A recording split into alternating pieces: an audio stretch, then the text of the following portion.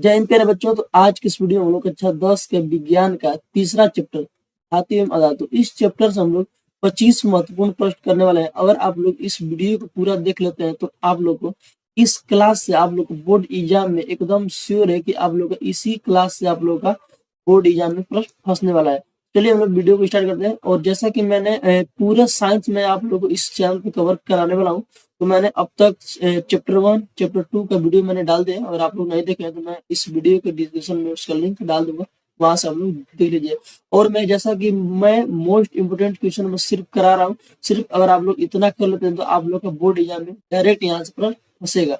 और मैं आप लोगों के साथ साथ मैं आप लोगों को सभी सब्जेक्ट का हैंड रिटन नोट्स देने वाला हूँ। तो इस वीडियो में बने रहिए, मैं आपको बताऊंगा कि हैंड रिटन नोट्स आप लोगों को कहाँ पर देखने को मिलेगा। और मैं यहाँ पे आप लोगों को थोड़ा सा डेमो दिखा दे रहा हूँ कि हैंड रिटन नोट्स कैसा होने वाला है। ठीक, तो चलिए हम लोग आज का पहला प्रश्न देखते हैं। देखिए आज का ये हमारा पहला प्रश्न कर रहा है कि ऐसी धातु का उदाहरण दीजिए जो कमरे के ताप पर द्रव होती है। तो ये सोडियम होगा कि मरकरी होगा कि मैग्नीशियम होगा कि सिल्वर होगा? तो ये होता है मरकरी, ये जो कि कमरे के ताप पर ये द्रव में पाया जाता है। ठीक, चलिए हम लोग देखिए थोड़ा इसका एक्सप्लेनेशन देख लेते हैं। मरकरी एक पारा एकमात्र ऐसी धातु है जो कमरे के सामान्य ताप पर द्रव अवस्था में पाई जाती है। अन्य धातुएं सामान्यतः ठोस होती है, लेकिन ये इसे पारा के नाम से भी जाना जाता है। इसका उपयोग थर्मामीटर में किया जाता है। इसका आप लोग जान गए कि यानी जो मरकरी होता है इसका प्रयोग कहाँ किया जाता है? थर्मामीटर। थर्मामीटर यानी कि जब हम लोग को बुखार उखार आया होता है, यानी कि तापमान को मापने में। चलिए हम लोग दूसरा प्रश्न देखते हैं। दूसरा प्रश्न कर रहे हैं कि निम्नलिखित में से किस धातु को चाकू से आसानी से काटा जा सकता है?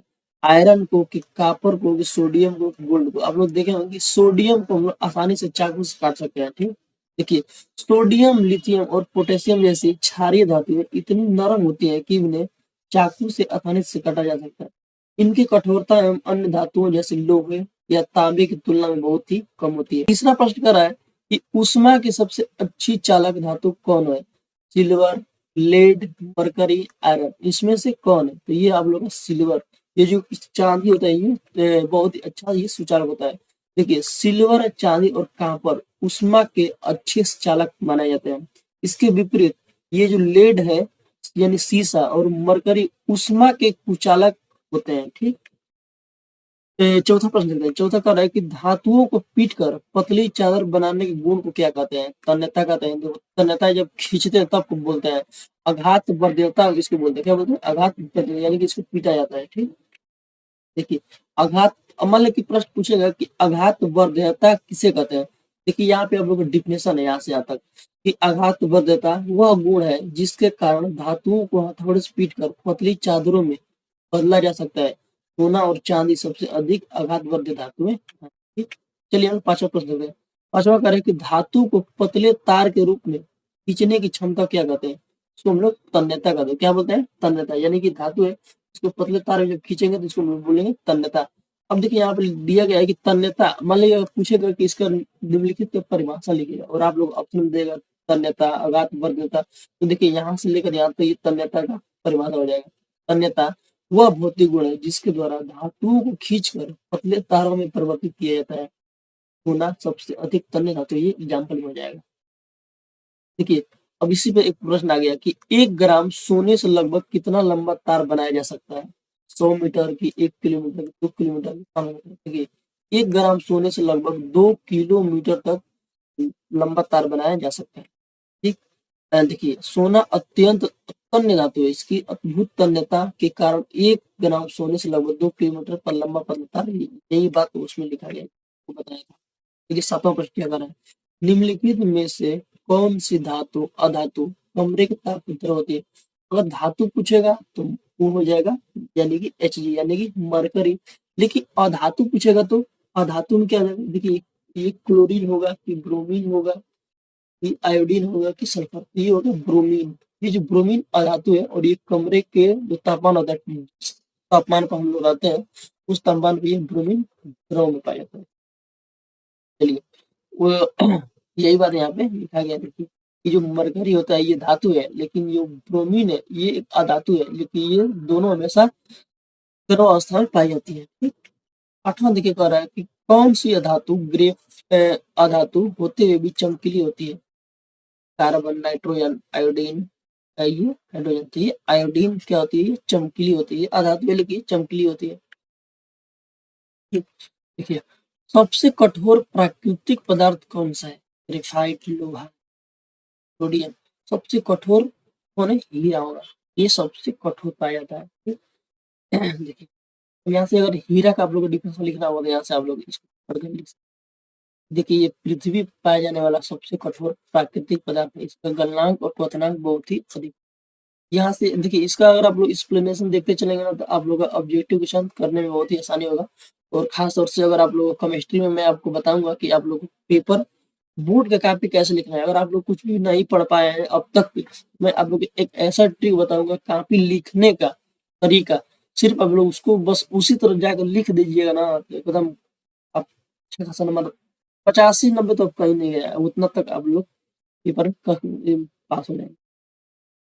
तो समझिए करें कि कार्बन का कौन सा अवरोध विद्युत का सुचालक है, हीरा, ग्रेफाइट, कोयला, काया। ये ग्रेफाइट क्या है, कार्बन का अवरोध है, ये विद्युत का चालक होता है। ठीक है, अब मान लीजिए ग्रेफाइट पूछे, ग्रेफाइट क्या होता है, तो यद्यपि अधातु विद्युत की कुचालक होती है लेकिन ग्रेफाइट कार्बन का अपरूप है। कुचालक मतलब कि इसमें मतलब लाइट वेट नहीं जाती है, लेकिन ये ऐसा एक ग्रेफाइट होता है लेकिन इसमें ये कार्बन का अपरूप है, विद्युत का ये बहुत ही अच्छा सुचालक है। इसका उपयोग पेंसिल की लीड और इलेक्ट्रोड बनाने में किया जाता है। ठीक, तो ये हम लोग 11वां प्रश्न लेते हैं। और एक एल्यूमिनियम ऑक्साइड किस प्रकार का ऑक्साइड है, अम्लीय, क्षारीय, उदासीन और उभयधर्मी। ये उभयधर्मी होता है। ठीक, देखिए क्या कह रहा है कि उभयधर्मी ऑक्साइड मतलब पूछे उभयधर्मी ऑक्साइड किसे कहते हैं, तो इसका आप लोग को डीप से याद रखिए कि उभयधर्मी ऑक्साइड वे होते हैं जो अम्ल क्षारक दोनों के साथ अभिक्रिया करके लवण और जल बनाते हैं। एल्यूमिनियम ऑक्साइड और जिंक ऑक्साइड ऐसे प्रमुख उदाहरण। ठीक, 12वां कह रहा है कि सोडियम को सुरक्षित रखने के लिए किसमें डुबो कर रखा जाता है, जल में, एल्कोहल में, केरोसिन में, सिरका में। तो सोडियम को सुरक्षित अगर रखना है क्योंकि ये हवा में आता है तुरंत ही आग पकड़ लेता है, ये केरोसिन में इसको रखा जाता है। देखिए पोटेशियम और सोडियम अत्यधिक अभिक्रियाशील धातु हैं, हवा के संपर्क में आते ही आग पकड़ लेती है, इसलिए इन्हें सुरक्षित रखने के लिए केरोसिन यानी मिट्टी के तेल में डुबो कर रखते हैं। एनोडीकरण की प्रक्रिया किस धातु से संबंधित है, आयरन, गोल्ड, एल्यूमिनियम, कॉपर। ये आप लोग एनोडीकरण एल्यूमिनियम पर मोटी ऑक्साइड की परत बनाने की परत एल्यूमिनियम को संक्षारण से बचाती है और इसे आकर्षक बनाने का काम। देखिए 14 प्रश्न कर रहा है कि धातु जल के साथ अभिक्रिया करके कौन से गैस उत्पन्न करती है, oxygen, nitrogen, hydrogen, carbon dioxide. जब भी आप लोग धातु आएगा और जल आया ये आएगा आप लोग का, और जल धातु और जल आएगा तो समझ जाना कि हाइड्रोजन गैस ही बाहर निकल। ठीक, 15 देखिए कह रहा है कि जल के साथ अभिक्रिया के दौरान कौन सी धातु तैयार होती है, आयरन, कैल्शियम, गोल्ड, कैल्शियम जो कि जल के साथ अभिक्रिया करके तैरने लगती है। ठीक, देखिए एक्वाजेरिया में HCl और HNO3 का अनुपात क्या होता है, 1:3, 3:2, 1:1, ये 3 रेशियो 1 होता है। देखिए क्या है, एक्वाजेरिया में 3 भाग सांद्र हाइड्रोक्लोरिक अम्ल और 1 भाग सांद्र नाइट्रिक अम्ल का ताजा मिश्रण, यह मिश्रण सोने और प्लेटिनम को भी गला। अब देखिए इससे बहुत ये तो ज्यादा इंपॉर्टेंट है क्योंकि ये बार बार पेपर में आता है, सक्रियता श्रेणी। पर एक सक्रियता श्रेणी में सबसे अधिक अभिक्रियाशील धातु कौन सी, सोडियम, कैल्शियम, पोटेशियम, आयरन। जो सबसे ऊपर होगी वो क्या होगा, अधिक क्रियाशील होगी। सबसे ऊपर क्या है, पोटेशियम है, थोड़ा यहाँ पे दिख नहीं रहा है तो यहाँ पे पोटेशियम हो जाएगा, ऑप्शन नंबर सी इसका राइट आंसर। देखिए सक्रियता श्रेणी में धातुओं को उनकी क्रियाशीलता के घटते क्रम में रखा गया। पोटेशियम के इस सूची में लोग देखिए 18वां प्रश्न देते हैं, कह रहा है कि अयस्कों में मिट्टी, रेत आदि अशुद्धियों को क्या कहते हैं, अयस्क, खनिज, गैंग, मिश्रण, इसको हम लोग गैंग बोलते हैं। देखिए कह रहा है ना कि पृथ्वी से प्राप्त अयस्कों में मिट्टी, रेत, कंकड़ जैसी कई अवांछित अशुद्धियां मिली होती हैं, जिन्हें गैंग का। ठीक, 19वां में कह रहा है कि सिनाबार किस धातु का अयस्क है, लेड का, मरकरी। ये हम लोग सिनाबार, इसको बोलते हैं सिनाबार, क्या बोलते हैं, HGS बोलते हैं, और मरकरी को सिर्फ HG बोलते हैं। तो एक प्रमुख अयस्क है वायु में गर्म करने पर मरकरी धातु, ये जो सिनाबार है, अब यहाँ से देखिए बहुत, अब पूछेगा कि मरकरी किससे प्राप्त होता है, ऑप्शन दिएगा सिनाबार, इसको आपको याद रखना है। देखिए ये जो सिनाबार है अयस्क वायु में गर्म करने पर जब इसको गर्म किया जाता है तो मरकरी धातु प्राप्त होती है। ये है आप लोग चाहिए सिना। देखिए 20वां प्रश्न कर रहा है कि सल्फाइड अयस्क को गर्म करने की प्रक्रिया क्या है? भर्जन, यही होता है भर्जन। जस्ते की परत चढ़ाना क्या कहना? विनोदीकरण, एस दलेपन, मिश्र धातु बनाना, पेंट करना, तो जगह ऑप्शन एस दलेपन। देखिए शुद्ध सोना कितने कैरेट का होता है? तो ये सब लोग जानते हैं 24 कैरेट का सबसे गर्म होता है। और इसमें क्या बोला है कि आभूषण बनाने के लिए अक्सर 22 कैरेट का उपयोग होता है ताकि मजबूती बना रहे। शुद्ध सोना 24 कैरेट का होता है, आभूषण बनाने के लिए 22 कैरेट। दिल्ली स्थित लौह स्तंभ प्रसिद्ध है, चाय के लिए है कि जंग प्रतिरोध धात्ता के लिए?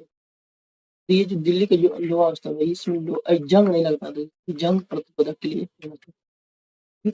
अब इसका इतिहास जान लेते हैं कि यह स्तंभ लगभग 1600 वर्ष पुराना है। इतनी लंबी अवधि के बावजूद इसको जंग नहीं लगा, विज्ञान का प्रमाण।